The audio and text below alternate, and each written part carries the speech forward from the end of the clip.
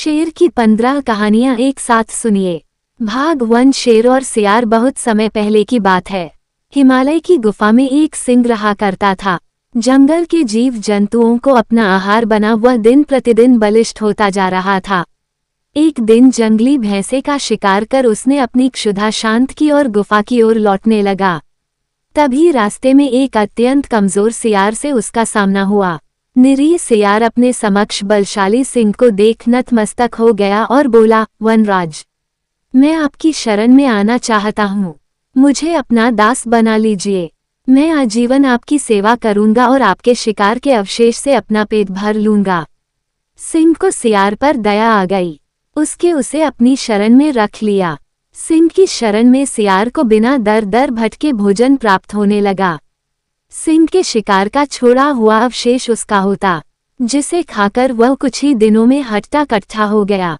शारीरिक सुगढ़ता आने के बाद सियार स्वयं को सिंह के समतुल्य समझने लगा। वह सोचने लगा कि अब वह भी सिंह के समान बलशाली हो गया है। इसी दंभ में वह एक दिन सिंह से बोला, अरे सिंह, मेरा हृष्ट-पुष्ट शरीर देख। बोल, क्या अब मैं तुमसे कम बलशाली रह गया हूँ? नहीं ना, इसलिए आज से मैं शिकार कर उसका भक्षण करूंगा। मेरे छोड़े हुए अवशेष से तुम अपना पेट भर लेना। सिंह सियार के प्रति मित्रवत था। उसने उसकी दंभपूर्ण बातों का बुरा नहीं माना, किंतु उसे सियार की चिंता थी, इसलिए उसने उसे समझाया और अकेले शिकार पर जाने से मना किया। लेकिन दंभ सियार के सिर पर चढ़कर बोल रहा था। उसने सिंह का परामर्श अनसुना कर दिया। वह पहाड़ की चोटी पर जाकर खड़ा हो गया। वहां से उसने देखा कि नीचे हाथियों का झुंड जा रहा है। उन्हें देख उसने भी सिंह की तरह सिंहनाद करने की सोची, लेकिन था तो वह सियार ही। सियार की तरह जोर से हुआ की आवाज निकालने के बाद वह पहाड़ से हाथियों के झुंड के ऊपर कूद पड़ा। लेकिन उनके सिर के ऊपर गिरने के स्थान पर वह उनके पैरों में जा गिरा। मदमस्त हाथी अपनी ही धुन में उसे कुचलते हुए निकल गए। इस तरह सियार के प्राण पखेरु उड़ गए। पहाड़ी के ऊपर खड़ा सिंह अपने मित्र सियार की दशा देख बोला, होते हैं जो मूर्ख और घमंडी, होती है उनकी ऐसी ही गति। घमंड विनाश का कारण बनता है। जब घमंड सिर चढ़कर बोलता है तो मूर्खता हावी होने लगती है और उस दशा में किए गए कर्म विनाश की ओर ले जाते हैं। हमारे शिकार के अवशेष से अपना पेट भरते थे। एक दिन एक ऊंट कहीं से भटकता हुआ उस वन में आ गया। जब सिंह की दृष्टि ऊंट पर पड़ी तो उसने अपने अनुचरों से पूछा, ये कौन सा जीव है? हमने पहली बार ऐसा जीव अपने वन में देखा है। ये वन्य प्राणी है या ग्राम्य? कौवे ने इस प्रश्न का उत्तर देते हुए सिंह को बताया, वनराज, यह ऊंट है और यह ग्राम्य जीव है। भाग्य इसे आपका भोजन बनाकर ही यहाँ लाया है। आप इसे मारकर खा जाइए। नहीं, मैं ऐसा नहीं करूँगा। ये तो हमारा अतिथि है। अतिथि को मैं कैसे मार सकता हूँ? ये तो पाप होगा। मैं उसे अभयदान देता हूँ। जाओ, उसे आदरपूर्वक मेरे पास लेकर आओ। मैं उससे मिलना चाहता हूँ। सिंह ने कौवे को आदेश दिया। कौवा कुछ अनुचरों के साथ ऊंट के पास गया और उसे सिंह का संदेश सुनाते हुए बोला, मित्र, वनराज सिंह ने तुम्हें अभयदान प्रदान किया है। वन के राजा होने के नाते वे तुमसे मिलना चाहते हैं। अभयदान की बात सुन ऊंट कौवे और अन्य अनुचरों के साथ सिंह के पास आ गया। सिंह ने उससे परिचय और वन में आने का कारण पूछा तो ऊंट दुखी होकर बोला, महाराज, मेरा नाम कथनक है। मैं अपने साथियों संग भ्रमण करते हुए वन में पहुंचा और उनसे बिछुड़ गया। अब मैं यहाँ अकेला रह गया हूँ। उसे दुखी देख सिंह धीरज बंधाते हुए बोला, कथनक, तुम हमारा आतिथ्य स्वीकार करो। इस वन में जहाँ चाहे विचरण करो और हरी भरी घास का सेवन करो। कथनक सिंह की आज्ञा का पालन कर वहीं रहने लगा। हरी भरी घास खाकर वह कुछ ही दिनों में हृष्ट-पुष्ट हो गया। बाघ, गीदड़, सियार आदि वन जीव जब भी उसे देखते उनकी लार टपकने लगती, किंतु वे वन के राजा सिंह के आदेश के समक्ष विवश थे। एक दिन कहीं से एक जंगली हाथी वन में आ गया। अपने अनुचरों की रक्षा के लिए सिंह को उससे युद्ध करना पड़ा। दोनों के मध्य घमासान युद्ध हुआ। युद्ध के दौरान हाथी ने सिंह को उठाकर जमीन पर पटक दिया और अपने नुकीले दांत उसके शरीर में गड़ा दिए। किसी तरह सिंह युद्ध में विजयी हो गया, किंतु वह बुरी तरह घायल था। घायल अवस्था में उसके लिए शिकार पर जाना दुष्कर हो गया, जिससे वह स्वयं तो भूखा रहने लगा, साथ ही उसके अनुचर जो उसके शिकार के अवशेष से अपना पेट भरते थे, वे भी भूखे रहने लगे। अपनी दुर्दशा देख और अपने अनुचरों की परेशानी देख सिंह दुखी था। एक दिन उसने अपने अनुचरों की सभा बुलाई। सभा में सबको संबोधित कर वह बोला, अनुचरों, मेरी अवस्था से आप सभी अवगत हो। मैं चाहता हूं कि आप कोई ऐसा जीव तलाश करो जिसे मैं इस अवस्था में भी मार सकूं। इस तरह हम सभी की भोजन की समस्या का निराकरण हो जाएगा। सिंह की आज्ञा पाकर सभी अनुचर विभिन्न दिशाओं में शिकार की तलाश में गए, किंतु किसी के हाथ कुछ न लगा। सबके हताश वापस लौटने के बाद कौवा, गीदड़ और बाघ आपस में मंत्रणा करने लगे। उनकी दृष्टि कई दिनों से कथनक ऊंट पर थी। मित्रों, कथनक इस वन में रहकर कितना हृष्ट पुष्ट हो गया है। जब भी उसको देखता हूँ तो मुंह में पानी आ जाता है। तुम लोगों का क्या विचार है? क्यों न इसे ही मारकर अपनी भूख मिटाई जाए? इधर उधर भटकने का क्या लाभ? गीदड़ बोला, कह तो तुम ठीक रहे हो गीदड़ भाई, किंतु वनराज ने उसे अभयदान दिया है। वे उसे नहीं मारेंगे। अब तुम ही बताओ कि उन्हें कैसे मनाएं? कौवा बोला, गीदड़ इसका उपाय पहले ही सोच चुका था। उसके अपनी योजना कौवे और बाघ को बता दी। दोनों ने उस योजना के लिए हामी भर दी। साथ ही अन्य अनुचरों को भी योजना के बारे में अच्छी तरह समझा दिया। इसके बाद वे सिंह के पास पहुंचे। गीदड़ आगे आकर बोला, वनराज, हम सबने आपके लिए शिकार की बहुत खोज की, किंतु हमें कोई न मिला। कथनक शारीरिक रूप से विशाल है और अब तो वो हृष्ट पुष्ट भी हो गया है। यदि आप उसका शिकार करें तो हमारे कई दिनों के भोजन की व्यवस्था हो जाएगी। मैंने उसे अभयदान दिया है, मैं उसे नहीं मार सकता। सिंह ने दो टूक उत्तर दिया। यदि कथनक स्वयं को आपकी भूख मिटाने प्रस्तुत करे तो तब तो आपको कोई आपत्ति नहीं होगी। गीदड़ बोला, नहीं, तब तो कोई आपत्ति नहीं है, किंतु क्या वह ऐसा करेगा? सिंह अचरज में बोला, वनराज, कथनक क्या? आपके भूख मिटाने तो इस वन के समस्त प्राणी तत्पर है। आप आज्ञा करें। इस तरह गीदड़ ने अपनी चिकनी चुपड़ी बातों से सिंह को मना लिया। उसके बाद वह कथनक के पास पहुंचा और उसे बोला, शाम को वनराज ने एक सभा रखी है जिसमें तुम्हें भी बुलाया गया है। शाम को सिंह की सभा में वन के सभी जीव उपस्थित थे।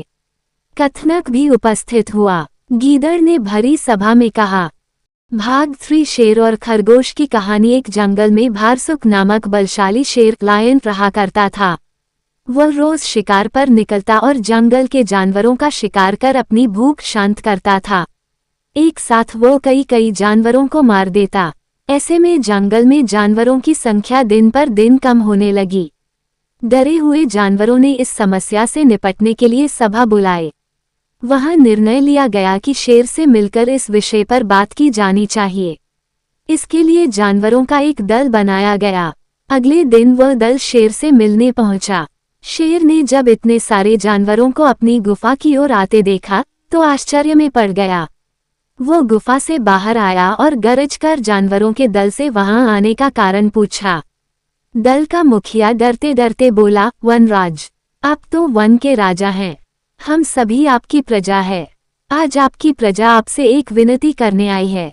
कैसी विनती? शेर ने पूछा। वनराज, आप रोज शिकार पर निकलते हैं और कई जानवरों को मार देते हैं। आप उन सभी मरे हुए जानवरों का भक्षण भी नहीं कर पाते। हम सबका विचार था कि आपकी भूख मिटाने यदि रोज एक जानवर आपके पास भेज दिया जाए तो आपको भी आराम रहेगा और हम भी भयमुक्त रहेंगे। शेर को बिना मेहनत शिकार प्राप्त हो रहा था, इसलिए उसने ये निवेदन स्वीकार कर लिया, किंतु साथ ही चेतावनी भी दी कि जिस दिन उसके पास जानवर नहीं पहुंचेगा उस दिन वह सबको मार डालेगा। उस दिन के बाद से प्रतिदिन एक जानवर का चुनाव कर उसे शेर के पास भेजा जाने लगा। अब शेर दिन भर गुफा में पड़ा आराम करता रहता। परिणामस्वरूप अन्य जानवर जंगल में सुकून से जीवन जीने लगे। एक दिन शेर का भोजन बनने की एक खरगोश हरे की बारी आई। खरगोश शेर की गुफा की ओर चल तो पड़ा, किंतु मृत्यु निकट होने के कारण वह अत्यंत भयभीत था। वह धीरे धीरे कदम बढ़ाता हुआ चला जा रहा था, साथ ही किसी तरह अपने प्राण बचाने का उपाय भी सोचता जा रहा था। चलते चलते रास्ते में एक कुआं पड़ा। कुएं के पास जाकर जब खरगोश ने उसमें झांका तो उसे अपनी परछाई दिखाई पड़ी। उसी क्षण खरगोश को अपनी जान बचाने का एक उपाय सूझ गया। उपाय सूझते ही खरगोश में एक नए जोश का संचार हो गया। उसे शेर के पास जाने की कोई जल्दी नहीं थी।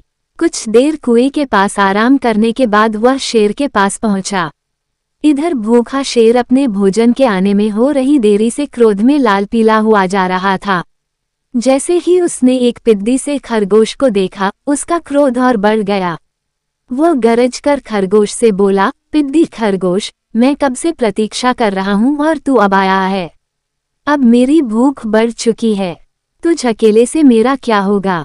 तुझ पिद्दी को किस बेवकूफ ने मेरे पास भेजा है तुझे? तेरे बाद अब मैं उसे भी मारकर खा जाऊंगा। खरगोश हाथ जोड़कर गिड़गिड़ाया, वनराज, देरी के लिए मुझे क्षमा करें। विश्वास करिए, इसमें न मेरा दोष है, न ही मुझे भेजने वाले का। हम तो 5 खरगोश आपका भोजन बनने निकले थे, किंतु रास्ते में एक दूसरे शेर ने हमें रोक लिया। जब हमने उसे बताया कि हम अपने राजा का भोजन बनने जा रहे हैं, तो वह 4 खरगोशों को मारकर खा गया और मुझे आपके पास ये संदेश देने भेजा कि अब से वह जंगल का राजा है। ऐसा कहा उसने। शेर गुस्से में दहाड़ा, जी वनराज, उसने आपको लड़ाई के लिए ललकारा है। उसने कहा है कि वह आपको मारकर इस जंगल में एक अक्षत्र राज करेगा। ये सुनना था कि शेर गरजता हुआ बोला, मुझे अभी इसी समय उसके पास ले चल। मैं उसे बताता हूँ कि इस जंगल का राजा कौन है। आज तो उसकी खैर नहीं। खरगोश तुरंत तैयार हो गया और शेर को लेकर कुएं के पास आ गया।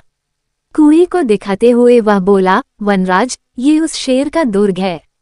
वो इसी दुर्ग में रहता है। आप दुर्ग के द्वार से उसे ललकारिए। शेर ने कुएं में झांक कर देखा तो उसे अपनी परछाई नजर आई। परछाई देखकर उसने सोचा कि अवश्य ही वह दूसरा शेर है और जोर से दहाड़ते हुए उसे ललकारने लगा। कुएं की दीवारों से टकराकर आती हुई अपनी ही दहाड़ की प्रतिध्वनि सुनकर और अपनी परछाई देखकर उसे लगा कि दूसरा शेर भी दहाड़ते हुए उसे ललकार रहा है। उस ललकार का उत्तर देते हुए उसने कुएं में छलांग लगा दी। कुएं की दीवारों से टकराता हुआ वह पानी में गिरा और डूबकर मर गया। भाग 4 पिंजरे में बंद शेर।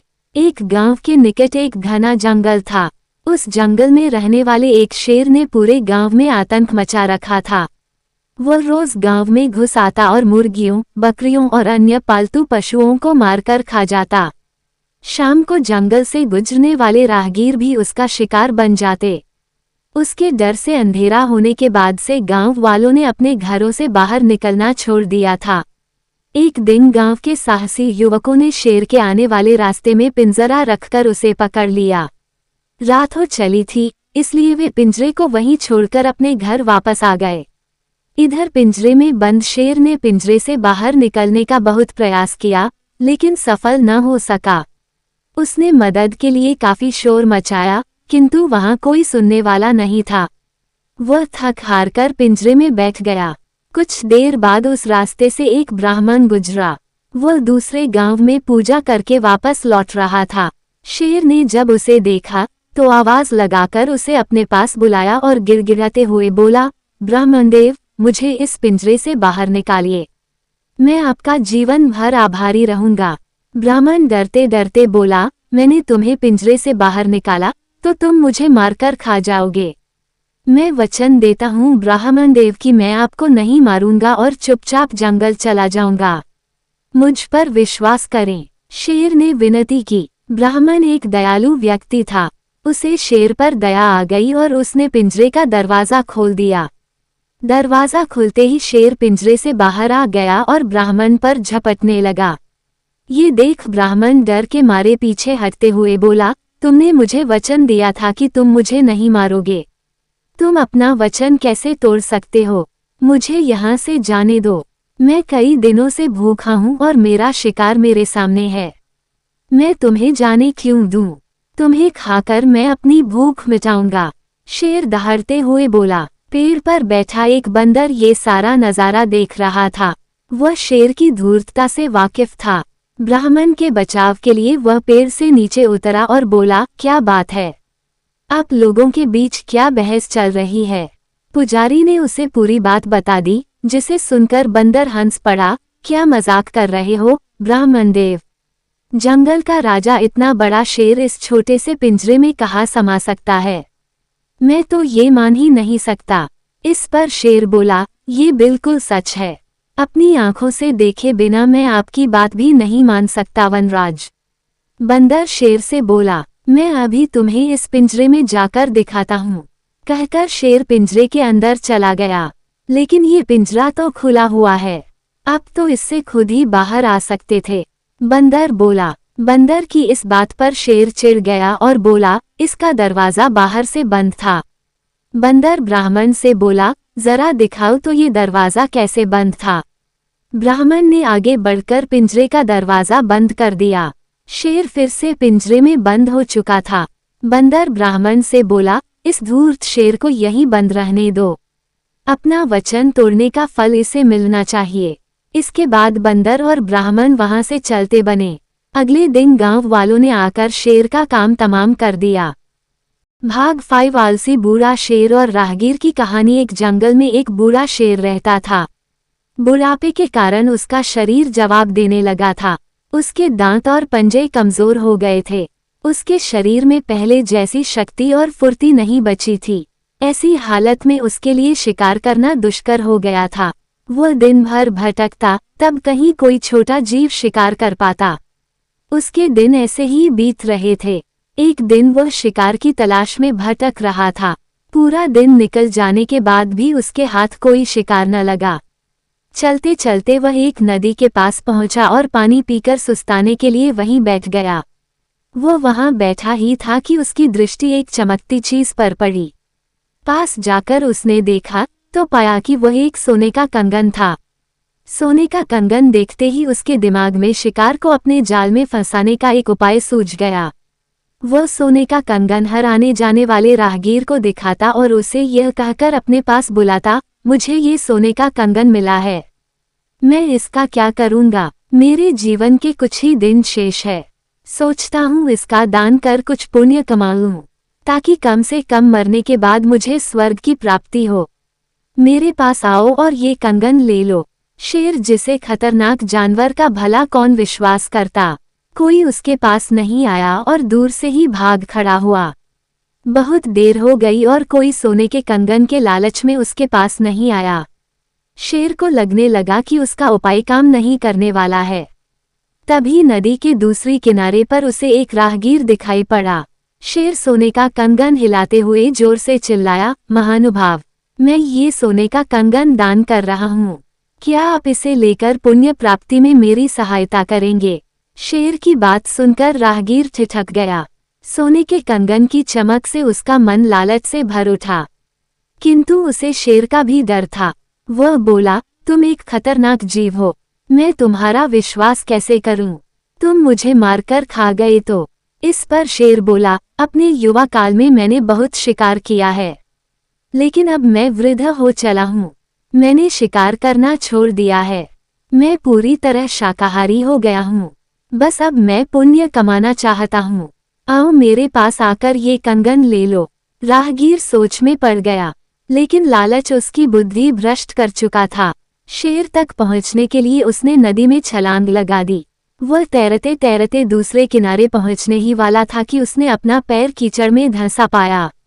वहां एक दलदल था। दलदल से बाहर निकलने वह जितना हाथ पैर मारता, उतना ही उसमें धंसता चला जाता। खुद को बचाने के लिए उसने शेर को आवाज लगाई। शेर तो इसी मौके की तलाश में था। उसने अपने पंजे में दबोचकर राहगीर को दलदल से बाहर खींच लिया और उसके सोचने समझने के पहले ही उसका सीना चीर दिया। इस तरह सोने के कंगन के लालच में राहगीर अपनी जान गंवा बैठा। लालच बुरी बाला है। पर्वत की गुफा में निवास करता था। प्रतिदिन वह शिकार हेतु वन में जाता और वापस गुफा में आकर विश्राम किया करता था। एक दिन कहीं से एक चूहा उस गुफा में आ गया, धमका और बिल बनाकर रहने लगा। जब भी सिंह विश्राम कर रहा होता, चूहा बिल से निकलता और सिंह के केशों को कुतर जाता। जागने के उपरांत सिंह की जब अपने कुतरे हुए केशों पर दृष्टि जाती तो वह क्रोध से आग बबूला हो जाता। बलशाली होने के बावजूद भी उसका चूहे जैसे छोटे से जीव पर बस नहीं था। जब भी वह उसे पकड़ने के प्रयास करता, वह चपलता से अपने बिल में घुस जाता और सिंह क्रोधवश दांत पीसता रह जाता। एक दिन सिंह ने सोचा कि इस छोटे से जीव पर अपनी ऊर्जा व्यर्थ करने का कोई औचित्य नहीं है। इसके विनाश के लिए इसका ही कोई परम शत्रु लाना चाहिए और वह गांव जाकर बहला फुसलाकर एक बिल्ली ले आया। प्रतिदिन सिंह बिल्ली के लिए ताज़ा मांस लाया करता और प्रेम से उसे खिलाता। बदले में बिल्ली सिंह के विश्राम के समय चौकसी करती। बिल्ली की उपस्थिति में चूहा डर के मारे बिल में घुसा रहता। सिंह अब निश्चिंत होकर सोने लगा। बिल्ली रोज ताज़ा मांस प्राप्त कर हृष्ट पुष्ट होने लगी। इधर चूहा बिला में घुसा घुसा कमजोर हो चला था। सिंह के केश उसका आहार थे। आखिर कब तक वह भूखे प्यासे बिल में पड़ा रहता। एक दिन व्याकुल होकर वह अपने बिल से निकल ही गया। सिंह उस समय विश्राम कर रहा था और बिल्ली पास ही बैठकर मांस का भक्षण कर रही थी। चूहा बिल्ली को चकमा देकर सिंह के पास जाने का प्रयास करने लगा, किंतु बिल्ली चपल थी। उसने चपलता से चूहे को अपने पंजे में दबोच लिया और मारकर खा गई।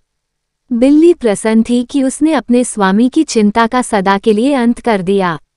उसे विश्वास था कि प्रसन्न होकर सिंह अवश्य उसे और स्वादिष्ट मांस लाकर देगा।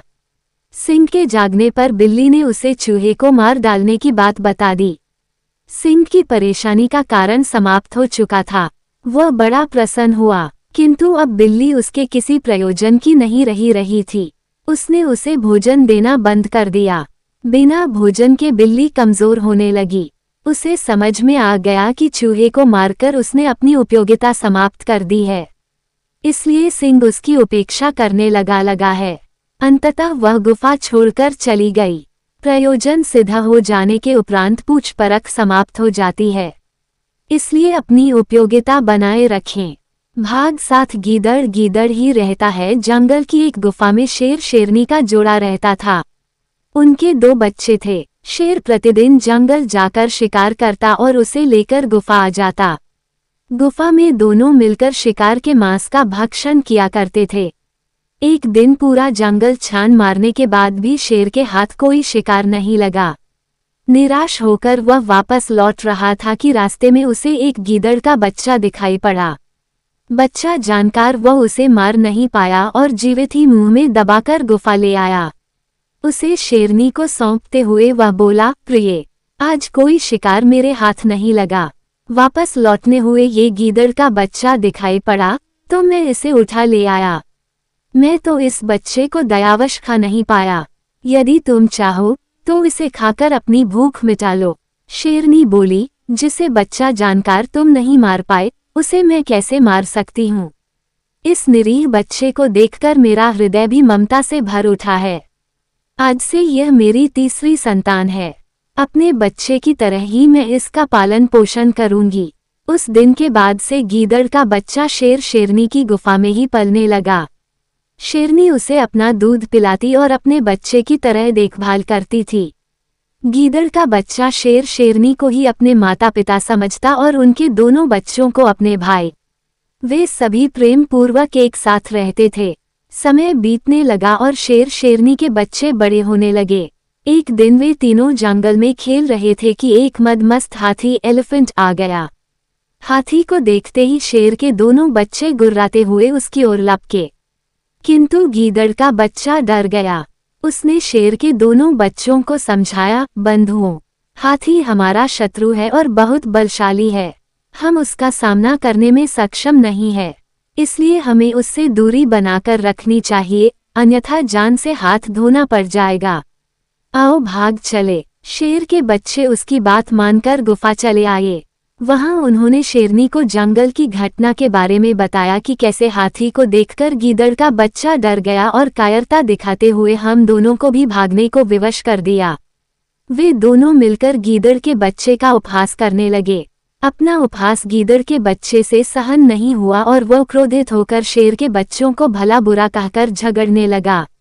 शेरनी बीच बचाव करते हुए गीदड़ के बच्चे को समझाने लगी, ये दोनों तेरे बंधु हैं, इनकी बातों का बुरा मत मान और झगड़ा बंद कर प्रेम से रह। किंतु गीदड़ का बच्चा तैश में था। वह बोला, ये सदा मेरा उपहास करते हैं, बताओ मैं इनसे किस मामले में कम हूँ। मैं भी बहादुर हूँ, मैं चाहूँ तो अभी इन दोनों को मजा चखा सकता हूँ। आज ये मेरे हाथों से बचेंगे नहीं। गीदड़ की बातें सुनकर शेरनी समझ गई कि अब उसे वास्तविकता बताने का समय आ गया है। वह बोली, पुत्र, मेरी बात ध्यान से सुन। तुम बहादुरी में किसी से कम नहीं हो, किंतु जिस कुल में तुम जन्मे हो वहां हाथी से शत्रुता मोल नहीं ली जाती। वास्तव में तुम गीदड़ हो। मैंने तुम्हें अपना दूध पिलाकर अपने बच्चे की तरह पाला है, लेकिन गीदड़ होने के कारण तुम में गीदड़ के ही गुण हैं। अब तुम्हारा भला इसी में है कि तुम अपने कुल में जाकर मिल जाओ। यदि यह बात तुम्हारे दोनों भाइयों को पता चल गई तो मारे जाओगे। शेरनी की बात सुनकर गीदड़ वहां से भाग खड़ा हुआ और गीदड़ों के दल में जाकर मिल गया। भाग एक लोमड़ी और बीमार शेर की कहानी। जंगल का राजा शेर बूढ़ा हो चला था। उसकी शक्ति क्षीण हो गई थी। उसमें इतना बल शेष नहीं था कि जंगल में जाकर शिकार कर सके। इस स्थिति में उसके समक्ष भूखे मरने की नौबत आ गई थी। एक दिन अपनी गुफा में बैठा भूखा शेर सोचने लगा कि यदि यही स्थिति रही तो उसकी मृत्यु निकट है। उसे कोई ना कोई उपाय सोचना होगा ताकि बैठे बिठाए ही भोजन की व्यवस्था हो जाए। वह सोचने लगा और कुछ ही देर में उसे एक उपाय सूझ गया। एक चिड़िया की सहायता से उसने पूरे जंगल में अपने बीमार होने की खबर फैला दी। जंगल के राजा शेर के बीमार होने की खबर सुनकर जंगल के जानवर उसका हाल चाल पूछने उसके पास पहुंचने लगे। शेर ऐसी ताक में था, जैसे ही कोई जानवर उससे मिलने गुफा में प्रवेश करता वह उसे दबोचकर मार डालता और छककर उसका मांस खाता। हर दिन कोई ना कोई जानवर उसे देखने आता रहता और शेर को गुफा में ही शिकार हाथ लग जाता। उसके दिन बड़े आराम से गुजरने लगे। अब उसे भोजन के लिए जंगल में भटकने की आवश्यकता नहीं रह गई थी।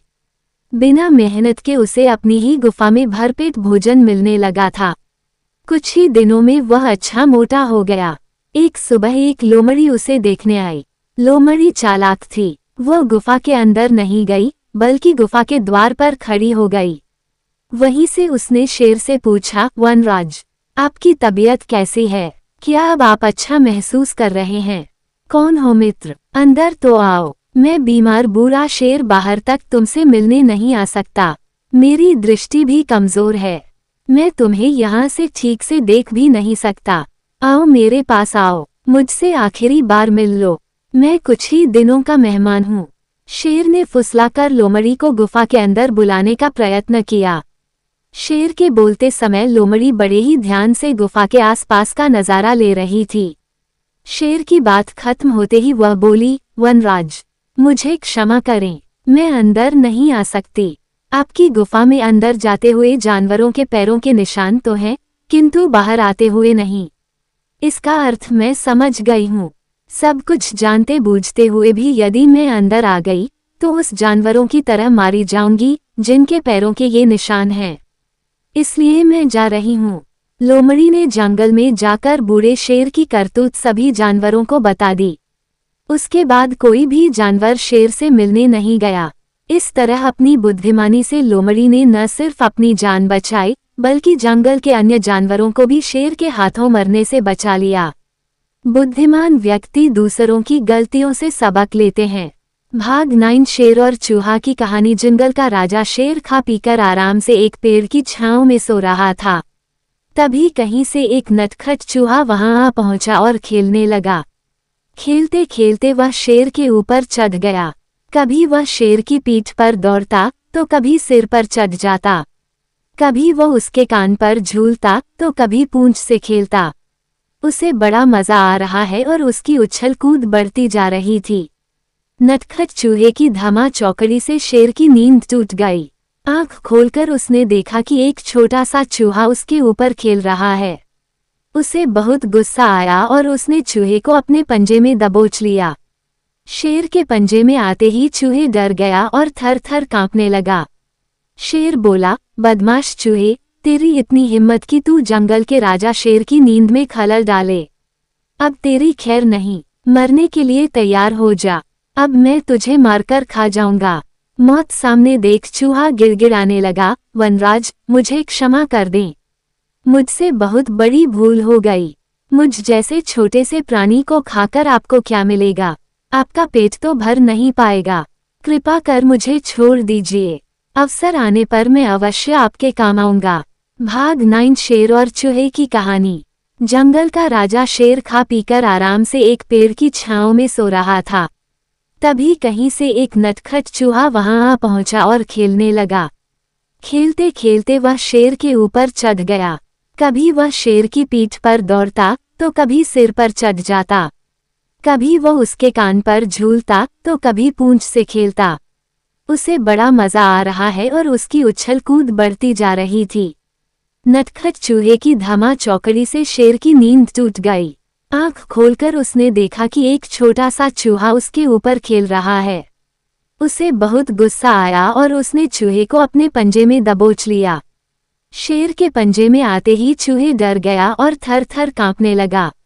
शेर बोला, बदमाश चूहे, तेरी इतनी हिम्मत कि तू जंगल के राजा शेर की नींद में खलल डाले।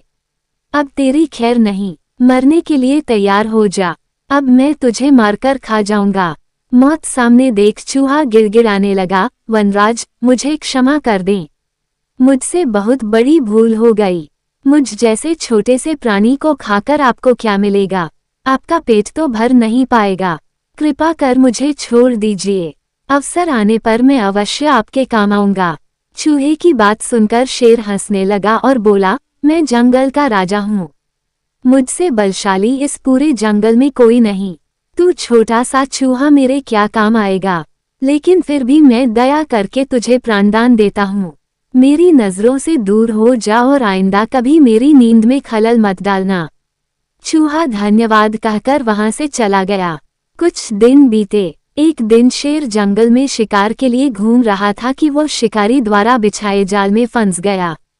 उसने बहुत प्रयत्न किया किंतु जाल से बाहर नहीं आ पाया। वो मदद के लिए दहाड़ने लगा। शेर की दहाड़ वहां से गुजर रहे एक चूहे के कानों में पड़ी। ये वही चूहा था जिसे शेर ने दया कर प्राणदान दिया था। चूहे दहाड़ की दिशा में गया तो शेर को जाल में फंसा हुआ पाया। उसने फौरन अपने नुकीले दांतों से जाल काट दिया। शेर आजाद हो गया। उसने चूहे को धन्यवाद दिया तो चूहा बोला, वनराज, आप शायद मुझे भूल गए हैं। मैं वही चूहा हूँ जिसे अपने प्राणदान दिया था। मैंने आपको कहा था कि किसी दिन मैं अवश्य आपके काम आऊंगा। देखिए, आज मैं आपके काम आ ही गया।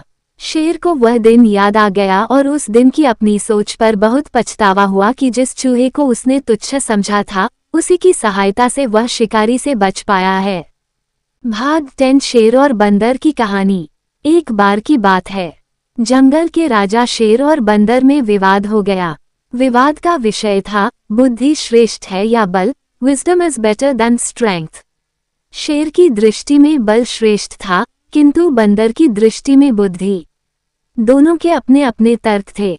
अपने तर्क देकर वे एक दूसरे के सामने स्वयं को सही सिद्ध करने में लग गए। बंदर बोला, शेर महाराज, बुद्धि ही श्रेष्ठ है। बुद्धि से संसार का हर कार्य संभव है, चाहे वह कितना ही कठिन क्यों न हो। बुद्धि से हर समस्या का निदान संभव है, चाहे वह कितनी ही विकट क्यों न हो। मैं बुद्धिमान हूँ और अपनी बुद्धि का प्रयोग कर किसी भी मुसीबत से आसानी से निकल सकता हूँ। कृपया ये बात मान लीजिए। बंदर का तर्क सुन शेर भड़क गया और बोला, चुप कर बंदर, तू बल और बुद्धि की तुलना कर बुद्धि को श्रेष्ठ बता रहा है। बल के आगे किसी का जोर नहीं चलता। मैं बलवान हूँ और तेरी बुद्धि मेरे बल के सामने कुछ भी नहीं। मैं चाहूँ तो इसी क्षण इसका प्रयोग कर तेरे प्राण ले सकता हूँ। बंदर कुछ क्षण शांत रहा और बोला, महाराज, मैं अभी तो जा रहा हूँ, किंतु मेरा यही मानना है कि बुद्धि बल से श्रेष्ठ है। एक दिन मैं आपको ये प्रमाणित करके दिखाऊंगा। मैं अपनी बुद्धि से बल को हरा दूंगा। मैं उस दिन की प्रतीक्षा करूंगा जब तुम ऐसा कर दिखाओगे। उस दिन मैं अवश्य तुम्हारी इस बात को स्वीकार करूंगा कि बुद्धि बल से श्रेष्ठ है, किंतु तब तक कतई नहीं। शेर ने उत्तर दिया। इस बात को कई दिन बीत गए। बंदर और शेर का आमना सामना भी नहीं हुआ। एक दिन शेर जंगल में शिकार कर अपनी गुफा की ओर लौट रहा था। अचानक वह पत्तों से ढके एक गड्ढे में जा गिरा। उसके पैर में चोट लग गई। किसी तरह वह गड्ढे से बाहर निकला तो पाया कि एक शिकारी उसके सामने बंदूक ताने खड़ा है। शेर घायल था। ऐसी अवस्था में वह शिकारी का सामना करने में असमर्थ था। तभी अचानक कहीं से शिकारी पर पत्थर बरसने लगे। शिकारी हड़बड़ा गया। इसके पहले कि वो कुछ समझ पाता, एक पत्थर उसके सिर पर आकर पड़ा। वह दर्द से तिलमिला उठा और अपने प्राण बचाने वहां से भाग गया।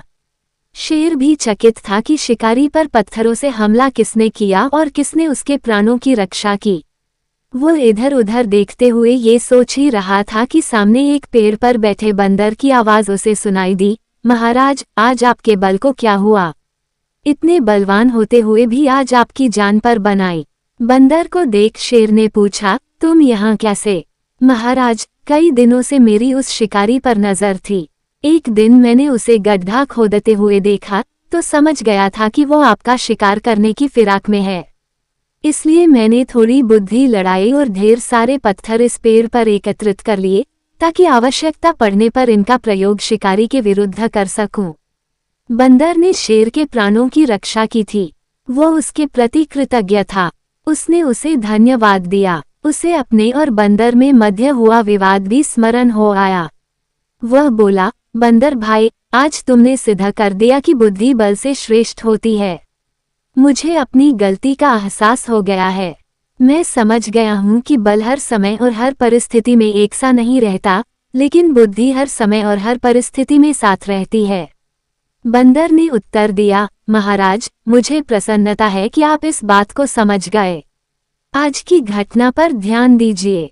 शिकारी आपसे बल में कम था, किंतु बावजूद इसके उसने अपनी बुद्धि से आप पर नियंत्रण पा लिया। उसी प्रकार मैं शिकारी से बल में कम था, किंतु बुद्धि का प्रयोग कर मैंने उसे डराकर भगा दिया। इसलिए हर कहते हैं कि बुद्धि बल से कहीं श्रेष्ठ है। भाग 11 गधा, लोमड़ी और शेर की कहानी। एक बार जंगल में रहने वाली चालाक लोमड़ी की मुलाकात सीधे सादे गधे से हुई। उसने गधे के सामने मित्रता का प्रस्ताव रखा। गधे का कोई मित्र नहीं था। उसने लोमड़ी की मित्रता स्वीकार कर ली। दोनों ने एक दूसरे को वचन दिया कि वे सदा एक दूसरे की सहायता करेंगे। उस दिन के बाद से दोनों अपना अधिकांश समय एक दूसरे के साथ गुजारने लगे। वे जंगल में घूमा करते, घंटों एक दूसरे से बातें किया करते थे। गधा लोमड़ी का साथ पाकर बहुत खुश था। एक दिन दोनों जंगल के तालाब किनारे बातें कर रहे थे। तभी वहां जंगल का राजा शेर पानी पीने आया। उसने जब गधे को देखा तो उसके मुंह में पानी आ गया। लोमड़ी को शेर की मंशा भांपते देर नहीं लगी। वह सोचने लगी कि क्यों न शेर से एक समझौता किया जाए। मैं उसे गधे को मारने में सहायता करूंगी। इस तरह मेरे भोजन की भी व्यवस्था हो जाएगी। वह शेर के पास गई और मधुर स्वर में बोली, वनराज, यदि आप उस गधे का मांस खाना चाहते हैं तो आपकी सहायता कर सकती हूँ। बस आप मुझे वचन दें कि आप मुझे कोई नुकसान नहीं पहुँचाएंगे और थोड़ा मांस मुझे भी दे देंगे। शेर भला सामने से आ रहे प्रस्ताव को क्यों अस्वीकार करता। वह मान गया। अगले दिन योजना अनुसार लोमड़ी गधे को भोजन ढूंढने के बहाने जंगल में एक ऐसे स्थान पर ले गई जहां एक गहरा गड्ढा था। लोमड़ी की बातों में उलझे गधे की दृष्टि गड्ढे पर नहीं पड़ी और वह उसमें गिर पड़ा।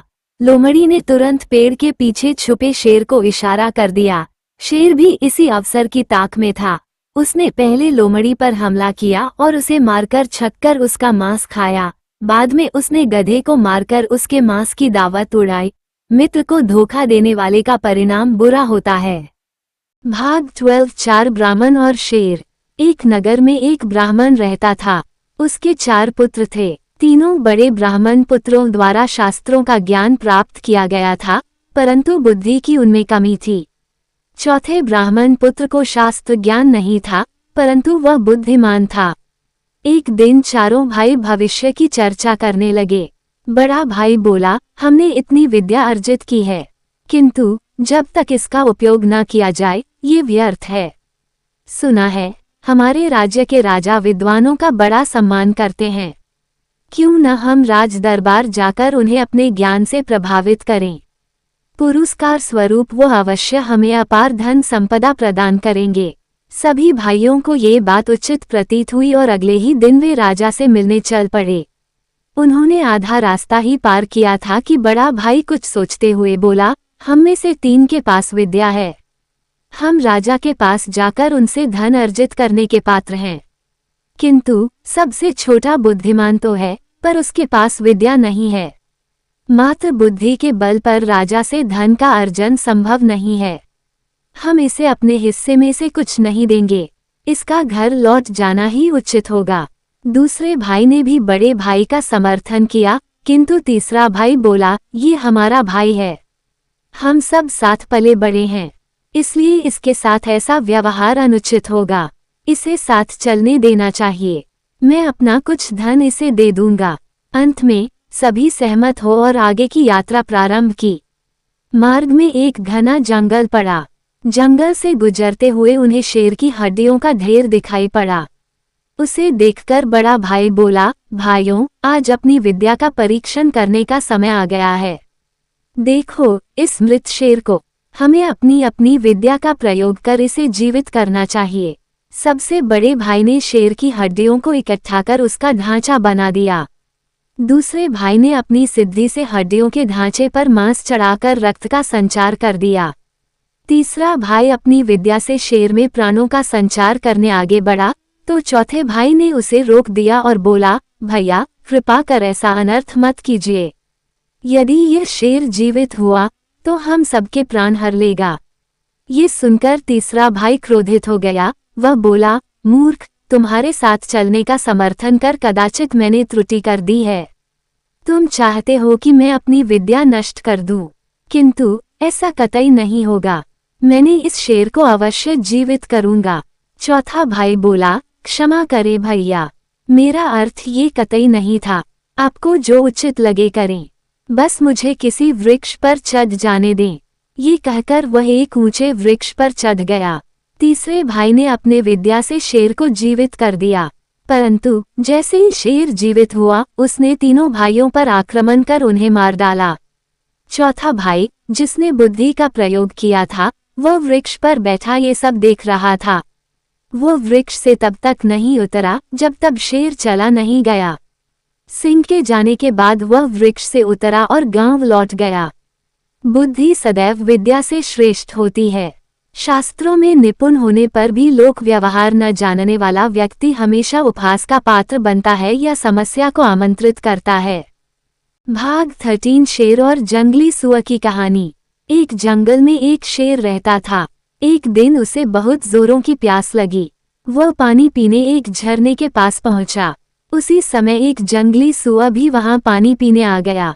शेर और जंगली सुअर दोनों स्वयं को सर्वश्रेष्ठ समझते थे, इसलिए पहले पानी पीकर एक दूसरे पर अपनी श्रेष्ठता साबित करना चाहते थे। दोनों में ठन गई और लड़ाई शुरू हो गई। उसी समय कुछ गिद्ध आसमान से उड़ते हुए गुजरे। शेर और जंगली सुअर की लड़ाई देख उन्होंने सोचा कि आज तो दावत पक्की है।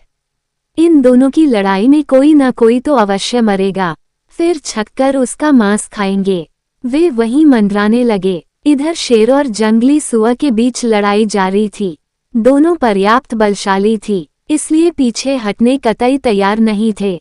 लड़ते लड़ते अचानक शेर की दृष्टि आसमान में मंडराते गिद्धों पर पड़ी। वह फौरन सारा माजरा समझ गया। लड़ना बंद कर वह जंगली सुअर से बोला, ऊपर आसमान में देखो, गिद्ध मंडरा रहे हैं। वे हम दोनों में से किसी एक की मौत की प्रतीक्षा में है। लड़ते लड़ते मरने और फिर गिद्धों की आहार बनने से अच्छा है कि हम आपस में मित्रता कर लें और शांति से पानी पीकर अपने घर लौटें। जंगली सुअर को शेर की बात जंच गई। दोनों मित्र बन गए और साथ में झरने का पानी पीकर अपने निवास पर लौट गए। आपसी शत्रुता में तीसरा लाभ उठाता है, इसलिए एक दूसरे के साथ मित्रवत रहें। भाग 14 शेर और मच्छर की कहानी। जंगल के राजा शेर को अपनी शक्ति पर बड़ा घमंड था। वह स्वयं को सबसे शक्तिमान समझता था।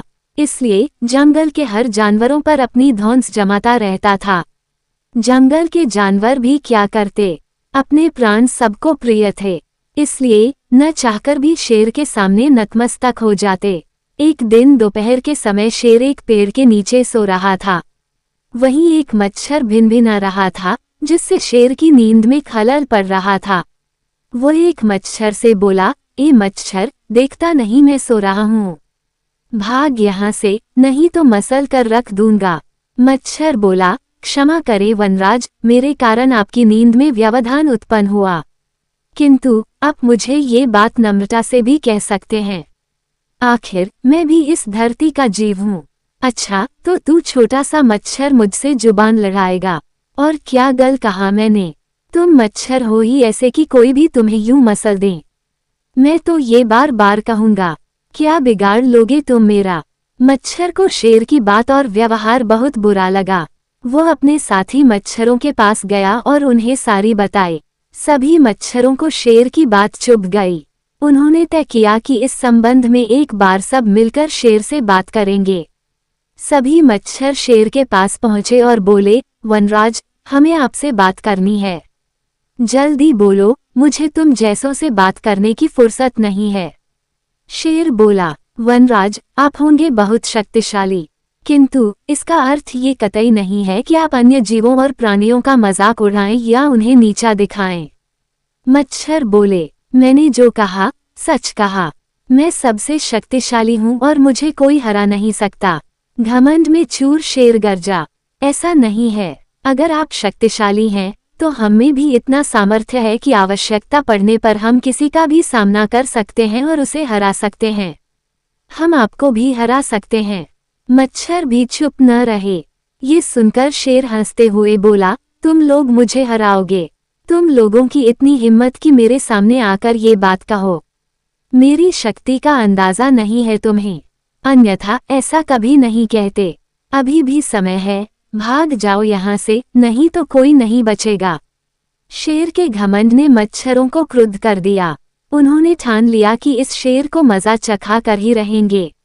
वे सारे एकजुट हुए और शेर पर टूट पड़े। वे जगह जगह उसे काटने लगे। वह दर्द से कराह उठा। इतने सारे मच्छरों का सामना करना उसके बस के बाहर हो गया। वह दर्द से चीखता हुआ वहां से भागा, लेकिन मच्छरों ने उसका पीछा नहीं छोड़ा। वह जहां भी जाता वे भी उसके पीछे जाते और उसे काटते। आखिरकार शेर को झुकना पड़ा। उसने हार मान ली। वह मच्छरों के सामने गिपड़ गिराने लगा, मुझे बख्श दो, मुझसे गलती हो गई, जो मैंने तुम्हें तुच्छ समझकर तुम्हारा मजाक उड़ाया और तुमसे बुरा व्यवहार किया। आज तुमने मेरा घमंड तोड़ दिया है। अब मैं कभी किसी को नीचा नहीं दिखाऊंगा।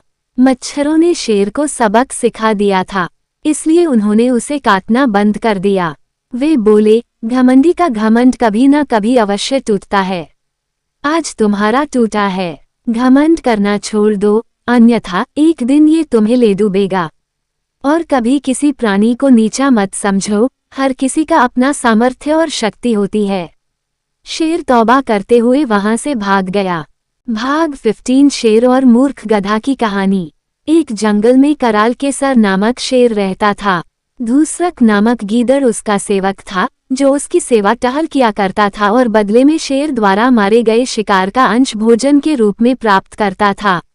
एक बार शेर का हाथी से सामना हो गया। दोनों अपने गर्व में चूर थे। बात बढ़ी और युद्ध तक पहुंच गई। दोनों में युद्ध हुआ, जिसमें हाथी शेर पर हावी रहा। उसने शेर को सूंड से पकड़कर उठाया और धरती पर पटक दिया। शेर के शरीर की कई हड्डियां टूट गई। शेर बुरी तरह चोटिल हो चुका था। ऐसे में शिकार पर जाना उसके लिए दुष्कर था। वह दिन भर एक स्थान बैठा रहता। शिकार न कर पाने के कारण वो और उसका सेवक गीदड़ दोनों भूखे मरने लगे। एक दिन शेर गीदड़ से बोला, यदि इसी तरह चला तो वह दिन दूर नहीं जब हमारे प्राण पखेरु उड़ जाएंगे। इस समस्या का कुछ न कुछ समाधान निकालना पड़ेगा। वनराज, क्या करें? आप तो शिकार पर जा नहीं सकते।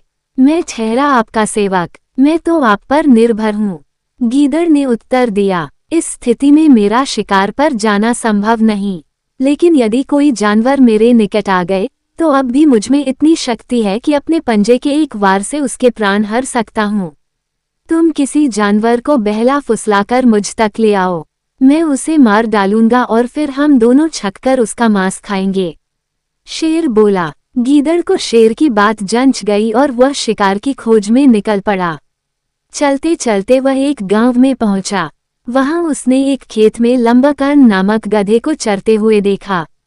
उसे देख वह सोचने लगा कि इस गधे को किसी तरह शेर के पास ले जाऊं तो कई दिनों के भोजन की व्यवस्था हो जाएगी। वो गधे के पास गया और स्वर में मिठास भरकर बोला, अरे मित्र, क्या हाल बना रखा है? पहले कितने हृष्ट पुष्ट हुआ करते थे, इतने दुबले पतले कैसे हो गए? लगता है धोबी कुछ ज्यादा ही काम ले रहा है। गीदड़ ने गधे की दुखती रग पर हाथ रख दिया था। गधा दुखी स्वर में बोला, सही समझे मित्र, मैं बड़ा दुखी हूँ। धोबी मुझसे आवश्यकता से अधिक काम लेता है और कुछ गलती हो जाने पर खूब पीटता है। ऊपर से खाने को भी कुछ भी देता। इधर उधर चरकर कर किसी तरह मैं अपनी भूख शांत करता हूँ, इसलिए मेरा ऐसा हाल हो गया है। गीदड़ ने मौके की नज़ाकत समझ ली और कहने लगा, मैं तुम्हारा दुख समझ सकता हूँ मित्र। वैसे तुम चाहो तो मैं तुम्हें एक ऐसे स्थान पर ले जा सकता हूँ जहाँ हरी घास का विशाल मैदान है। तुम वहाँ जी भर कर घास खा सकते हो। ये तो बहुत अच्छी बात कही मित्र, किंतु वहाँ जंगली जानवरों का भय होगा। प्राणों पर संकट आ गया तो मैं यहीं ठीक हूँ। जो भी प्राप्त हो रहा है कम से कम सुरक्षित तो हूँ। गधे ने अपनी शंका जताई। अरे मित्र, क्या बात कर रहे हो? मेरे होते हुए तुम्हें किस बात का भय? वह पूरा क्षेत्र मेरे अधीन है, वहाँ कोई तुम्हें हानि नहीं पहुँचा सकता। तुम निर्भय होकर वहाँ के घास के मैदानों में चर सकते हो। और एक बात तो मैं तुम्हें बताना ही भूल गया, वहाँ 3 गर्दभ कन्याएं भी रहती हैं जो अपने लिए वर की खोज में हैं। संभवतः वहाँ तुम्हारी बात भी बन जाए। गीदड़ उसे फुसलाते हुए बोला। गधा उसकी बातों में आकर उसके साथ चलने को तैयार हो गया। गीदड़ उसे लेकर उस स्थान पर पहुंचा जहां शेर बैठा हुआ था। गीदड़ को गधे के साथ आते हुए देख शेर खुश हो गया और अपनी सारी शक्ति जुटाकर उठ खड़ा हुआ ताकि गधे का शिकार कर सके। इधर गधे ने जैसे ही शेर को उठते हुए देखा, वह वहां से भाग गया। शेर में इतनी शक्ति ही नहीं थी कि वो उसका पीछा कर सके। गीदड़ को शेर पर बहुत क्रोध आया कि हाथ में आया शिकार उसने यूं ही जाने दिया। वह बोला, वनराज, अब मुझे समझ में आया कि हाथी ने आपको युद्ध में पटकनी कैसे दी। आप में तो गधे का शिकार करने का भी सामर्थ्य नहीं है। हाथी तो फिर अति बलवान था। शेर लज्जित होकर बोला, क्या करूं? मैं झपट्टा मारता, उसके पहले ही वह भाग गया। मेरे पंजे का एक वार भी लग जाता तो वह बचकर नहीं जा पाता। तुम उसे किसी तरह एक बार फिर ले आओ। अब की बार मैं उसे दबोच ही लूंगा। उसे दोबारा लाना बहुत कठिन है, फिर भी मैं यत्न करूंगा, किंतु इस बार वह आए तो बच के जाने ना पाए। गीदड़ बोला। फिर वह गधे की तलाश में निकला पड़ा। कुछ दूर जाने पर उसने देखा कि गधा एक पेड़ के नीचे सुस्ता रहा है। वो उसे पास गया और बोला, क्या हुआ मित्र? तुम वहां से क्यों भाग आए? अच्छी बात कर रहे हो तुम मुझे किस भयानक जीव के पास ले गए थे जो मुझे देखते साथ मेरे पीछे भागा था। आज तो मुझे मौत सामने दिखाई पड़ रही थी। पूरा जोर लगाकर भागा ना होता तो अभी तुमसे बात ना कर रहा होता। गधा हौंफते हुए बोला। गीदड़ ने फिर से अपना पासा फेंका। अरे तुमने ध्यान नहीं दिया, वो एक गर्दभी कन्या थी। तुम्हें देख वो उतावली हो गई और तुम्हारे पास आने लगी, किंतु तुम तो ऐसे भागे की नजरों से ओझल ही हो गए। अब वो तुमसे पुनः मिलने की आस में बैठी है। मुझे तुम्हें लाने के लिए भेजा है। वो तुमसे मिलना चाहती थी। कदाचित वो तुम्हारे प्रेम में पड़ गई है। तुम्हें भी उससे मिलना चाहिए। उसे इस तरह सताना उचित नहीं। गधा फिर गीदड़ की बातों में आ गया और उसके साथ फिर जंगल की ओर चल पड़ा। शेर वहां घात लगाए बैठा था। इस बार उसने गलती नहीं की। जैसे ही गधा उसके निकट आया, उसके अपने पंजे का शक्तिशाली वार किया और गधे के प्राण हर लिए। गीदड़ और शेर के भोजन का प्रबंध हो चुका था। दोनों बहुत खुश थे। शेर गीदड़ से बोला, मैं नदी में स्नान कराता हूँ, तुम तब तक इसकी निगरानी करो। गीदड़ गधे के शव की निगरानी करने लगा। शेर नदी की ओर चला गया। उधर शेर स्नान करने में समय गाया रहा था और इधर गीदड़ भूख से व्याकुल हो रहा था। आखिर उससे रहा न गया और उसने गधे का कान और दिमाग खा लिया। शेर जब स्नान कर लौटा तो गधे के कान और दिमाग को गायब देख गीदड़ पर क्रुद्ध हो गया। लोभी, मैंने तुझे निगरानी के लिए यहाँ छोड़ा था, किंतु तुझसे मेरी प्रतीक्षा भी नहीं हुई। तूने इसे जूठा कर दिया। अब क्या मैं तेरी जूठन खाऊं? गीदड़ बोला, वनराज, आप गलत ना समझें। इस गधे के कान और दिमाग तो थे ही नहीं। होते तो क्या ये एक बार मौत के मुंह से बचने के बाद दोबारा वापस आता? शेर को गीदड़ की बात ठीक लगी। फिर क्या था, दोनों ने छककर गधे का मांस खाया और अपनी भूख मिटाई।